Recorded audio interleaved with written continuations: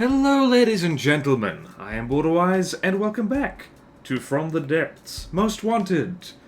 And today, for the first time, we're looking at a vehicle from the Ashes of the Empire campaign in From the Depths, this being the Onyx Watch Rhino, which is the first thing I think of whenever I think of just how hypocritical the Ashes of the Empire volume limit is, should you choose to turn that on for your Ashes of the Empire campaign playthrough.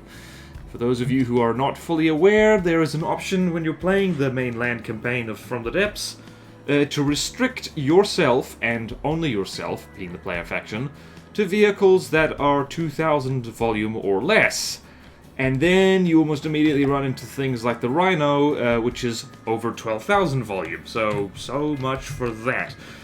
So yeah, this is an annoying thing for that reason, and throughout this whole video, I'm going to approach dealing with this craft from the perspective of someone who is using vehicles that are 2000 volume or less, because if you are not volume restricted, basically what you do is you build something bigger and nastier than this, and basically tear it to pieces however you like.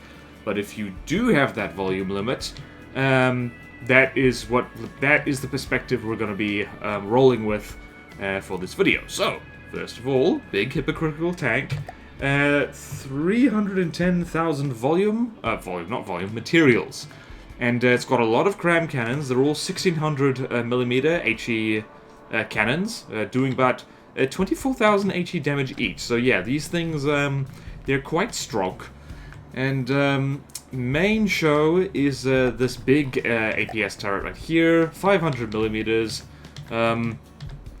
quad gun, and lobbing two kinds of shells. One is just a big high explosive shell, high explosive flak, with a smoke warhead on it to mess with your lasers, both LAMs and offensive lasers. And then the other one is very similar. It's just got a shaped charge head on the front, so it can really mess with your internals a bit. I just realized that these guns do not have their minimum accuracy set, and that is embarrassing. No wonder this thing misses a lot. So yeah, that's a big scary turret. It's also got hollow point HE pontoon guns, which are actually on turrets, by the way. So these things can actually traverse a fair amount. So if we do this, you'll see this thing can actually traverse quite far. Also has a pretty decent elevation because it's got that 3-meter elevation mantlet. So yeah, the shells aren't particularly amazing because they're 150mm hollow point HE, lousy thump damage, 651 explosive damage. It's just they're kind of too small and too high gauge to do much, but they can hurt you physically. Also pretty fast, decently fast shells, so they can hit you even if you're traveling quite fast. So yeah, it's also got a LAM system, not an amazing one. You'll notice it's got that tooltip saying that pumps can fill cavities in only 9.1 seconds. So this is mostly to zap APS shells out of the air. If your APS shells are either too big or too slow, or both, the LAMs is gonna do a mischief on that. So that's one of the main reasons this thing is annoying, and I'll just demonstrate that quickly with an old terrible tank of mine that I should probably lob into the retired crafts folder. Where is it? Here it is, the Pardus, my impersonation of the leopard tank. So yeah, this thing's got a big gun on it, and zap. LAMs just immediately fries it, so no good. It's gonna fire again eventually. Also, that tank's really slow, and I don't like that. And yeah, so if you've got if you like big guns, well, if you like big APS guns, you better make sure that they can get through a LAM system easily, because if they can't, then they can't. So yeah, it's also got a fair amount of armor. Well, it's just big, so it's got a lot of armor to chew through, multiple stacked layers of metal, and interesting, the LAM system is only good from the sides by the looks of it, and also tends to miss.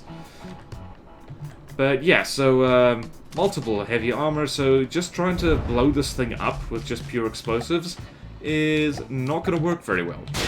And yeah, when it fires back, yeah, that's a bit of an issue for things.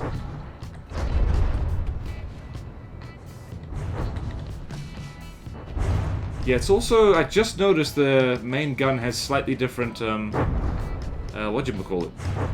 Volume, not volume, muzzle velocity for the two different kinds of shell, which doesn't help it hit things any better. So, yeah, so that's basically the strengths of it. Mostly it's just big and it's got a lot of stuff on it. So, yeah, what are its weaknesses? Well, if you, for instance, spawn an aircraft, this is a typical Onyx Watch kind of weakness. It doesn't do well against things that are small and fast. And like, where's it? Here's a Gannet. So if you get something in here, assuming that the Gannet doesn't get killed in a stupid manner.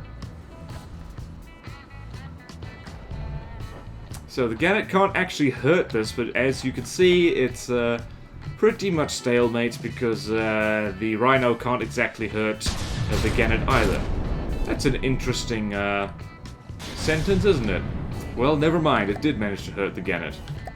Planes which are properly good at dodging don't get hurt easily by the Rhino. I always do this. I say something has lousy AA, and then I spawn in an aircraft, and it takes care of it no problem. It's because the Gannet is stupid and flies in a straight line. Alright, let's spawn in something that isn't stupid and doesn't fly in a straight line.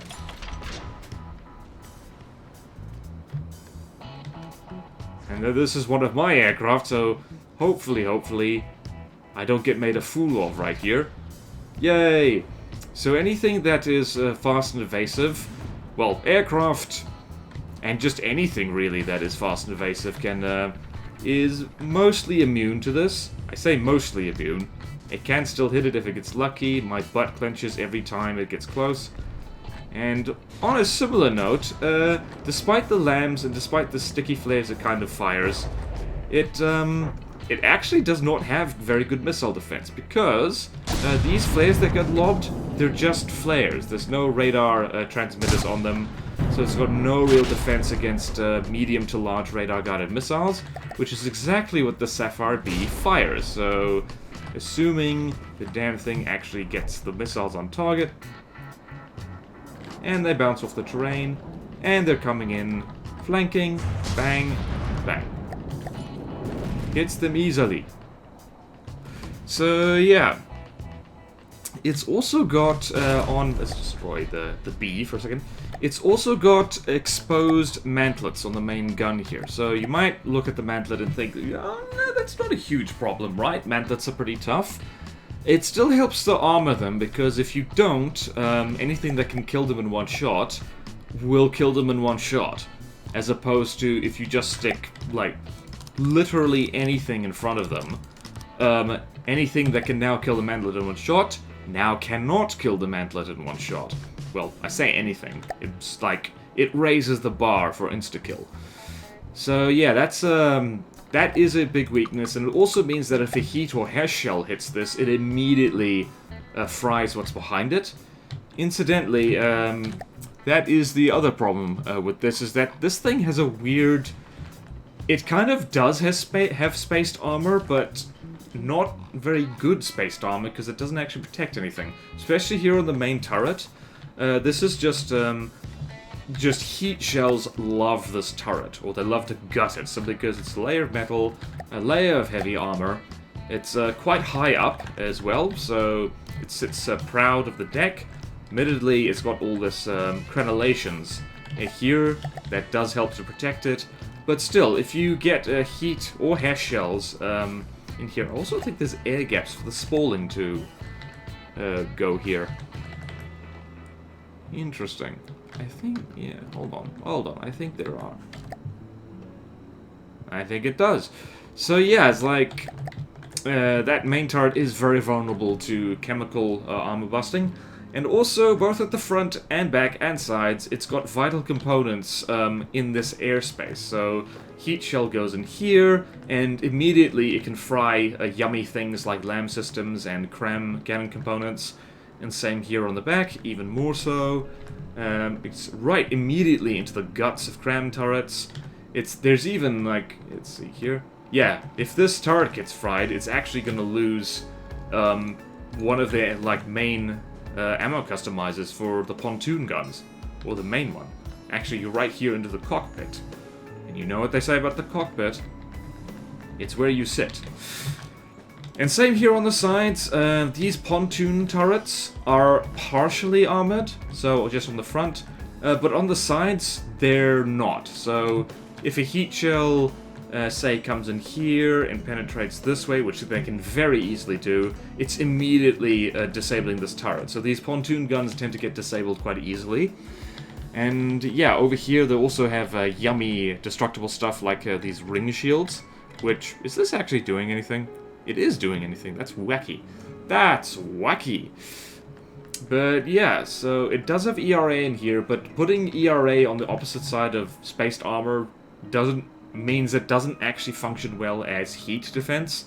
It does reduce the damage of fragments that spawn in here, or like will destroy at least one ERA block.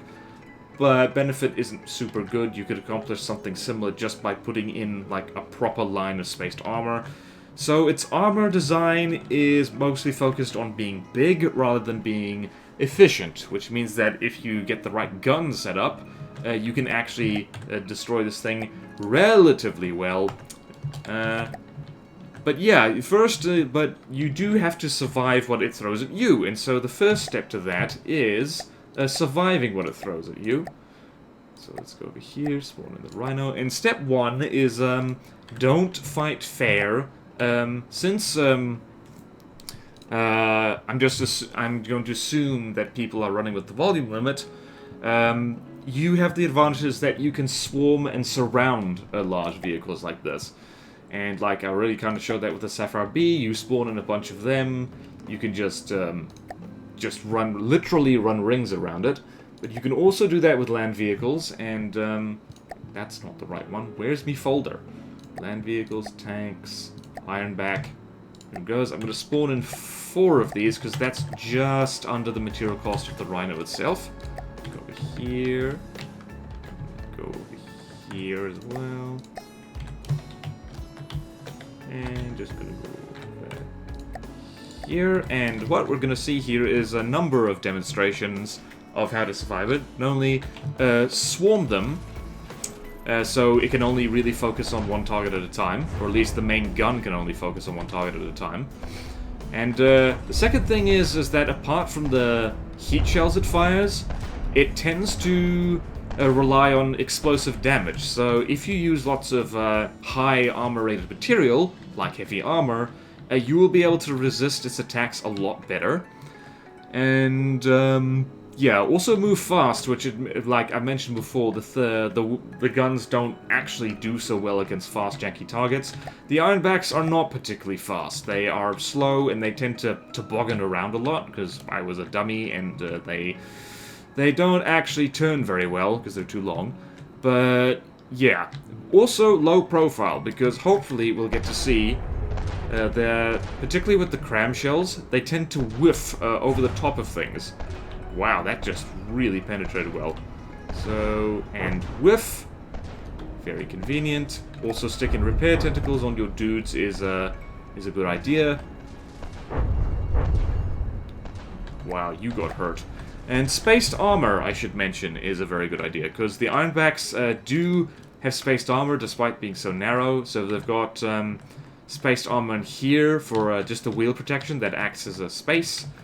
And yeah, in here as well. They actually have double spaced armor. See, once you get... Okay, damn it, these things are over the volume limit. Well, poop. Just pretend these tanks are smaller and better than what they actually are. We can pretend, right? Like, I don't know. Pretend they have... They lack 700 volume, which probably would be easy to do. Just tear off the RTGs and put real engines in. But anyway, so... I should actually do that. So yeah, swarming, have heavy armor if you're gonna have things that get hit. That's one of the nice things about playing in the land campaign, is that you don't have to worry about things sinking so much, because like you're on land. And so, it means that you can get away with heavy armor spam a lot more than you usually can. How are we doing? They're doing just grand. And, so how do you kill it? Well, the Ironback's already doing a decent job, because they've got, let's see, what do they have? They have tandem warhead heat hash.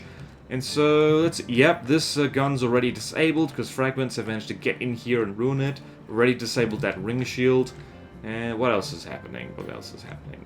Let's go in here. What's the damage? Yep, we've got... Yeah, it looks like that cram turret is surviving quite well. Where have these things been landing?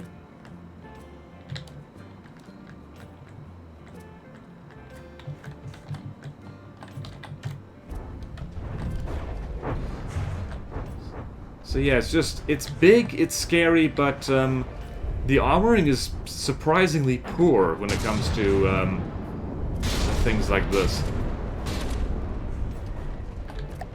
Here's that heavy armor, just tanking everything. It's lovely, lovely. And lousy missile defense. So yeah, using medium to large missiles, radar guided in particular, is great at dealing with this kind of thing. You see here, fragments are in there, making a mess of things, and they kind of just peel away. Oh boy, they actually managed to destroy an ammo customizer.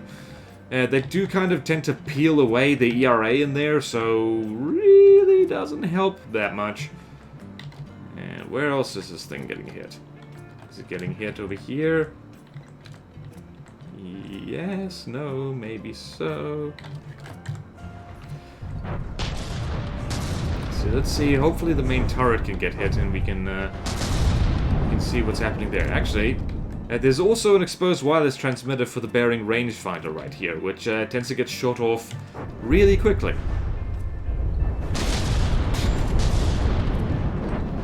Also, since this thing relies so much on heavy armor, EMP tends to melt it slightly. So, yeah, if you're gonna kill it, fast APS, small enough to get through the LAM system, the laser anti-munition system, I always say that. Hash is slightly better than heat, simply because there is ERA in there, and this thing spams the heavy armor, so what that means is that, well, this is actually a perfect picture of it. The hash fragments that spawn in, they tend to have a very high AP, so they tend to really wreck shop in here. And, yeah, and medium missiles can work okay, but bigger missiles work a lot better. So we're talking, like, large to huge missiles.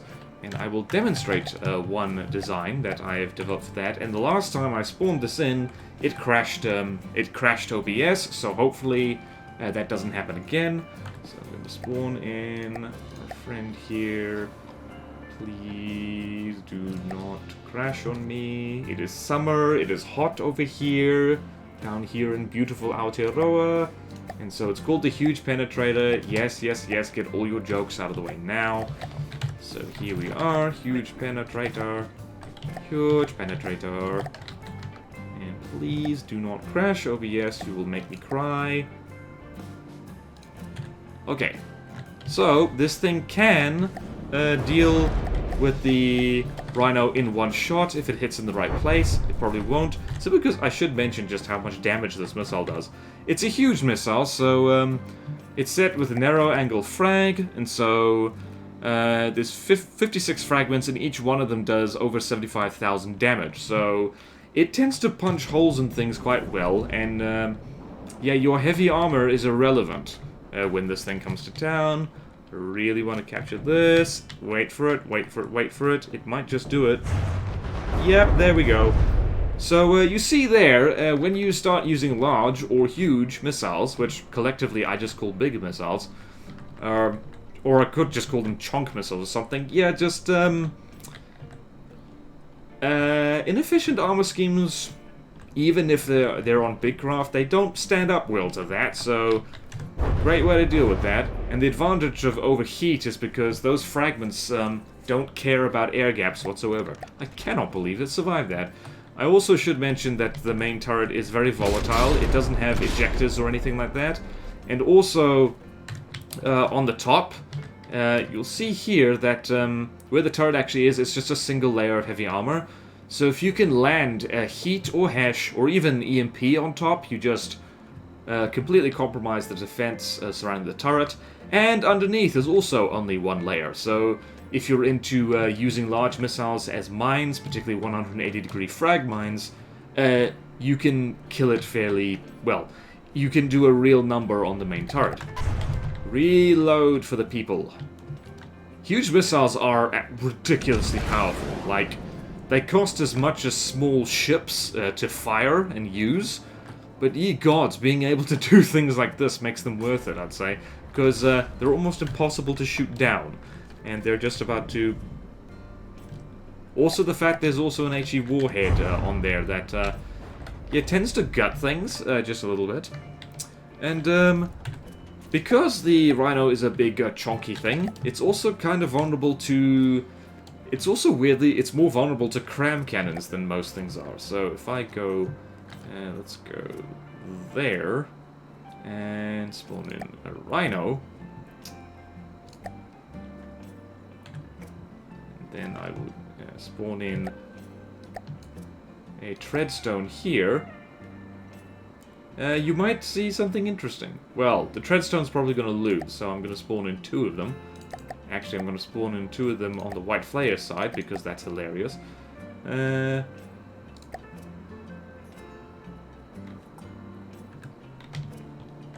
so, you'll see what happens when big crams get lobbed around. Looks funky in White Flare's colors, doesn't it?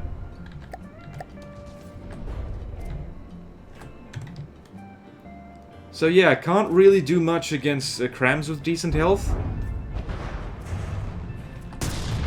And this is what I mean about exposed mantlets, is that... Oh, also it looks like it doesn't have full heavy armor coverage up here. That's embarrassing.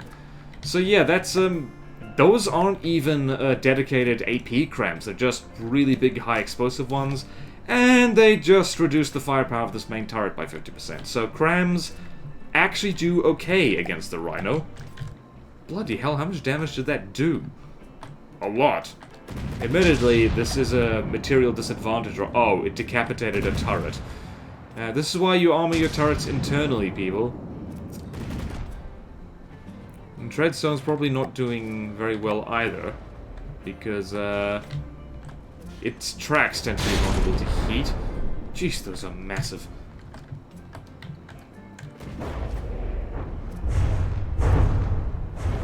Yeah, so big cram cannons, assuming you can make them work. Hell, cram bombers probably will do an absolute treat against the Rhino.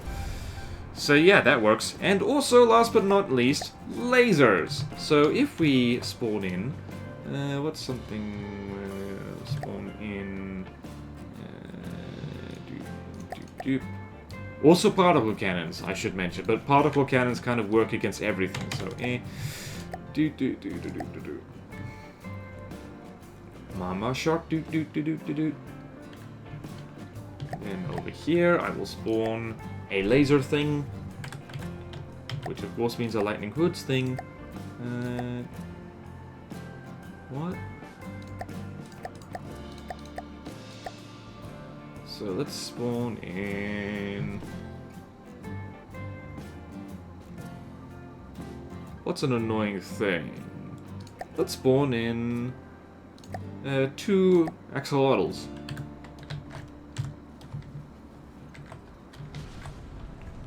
So, paradoxically, the Rhino actually does have a laser warner right here, but it doesn't have any form of laser defense. So, if you have decent lasers, and I believe the axolotl is within the volume limit. No, it isn't. It's a little bit over it. Again. What is the volume limit again? Is it higher than I thought it was? I don't remember. But anyway, so the axolotls are too fast for the Rhino to hit reliably, and it will just patiently laser it to pieces. So yeah, there's how you beat the Rhino, is just you run rings around it and you shoot it with big stuff, which admittedly is most things. So I'm just gonna finish this off because I like to see my aircraft do things. Sapphire B, landing good, so no friendly fire.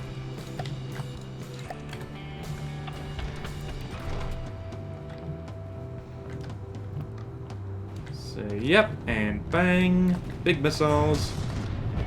They do great. So yeah, that's basic. Let's see if we can actually. We can't. Oh, we can. So yeah, the Rhino. Okay. Oh my goodness. The camera tracking doesn't work. I have to do it the hard way. So yeah, the Rhino, big, scary, hypocritical tank, but it has a lot of weaknesses once you break it down a little bit. In particular, like, I guess my favorite way to deal with this is just mob it. It's like, it actually suffers from the similar kinds of weaknesses to real-life super heavy tanks, and just, it's big, expensive, it can be mobbed easily, vulnerable to aircraft, so on and so forth. And so yeah, drown it in heat and hash, and large missiles, and have a good time. So, thank you all so much for watching. Please like, comment, subscribe if you want to see more videos like this. Support me on Patreon or YouTube membership if you like. It really helps. Thank you to all my current supporters, and I will see you next time in From the Depths Most Wanted. We'll probably be back to probably sharks or something, if you know what I mean. That's not a hint, sharks feature a lot in Most Wanted. Farewell!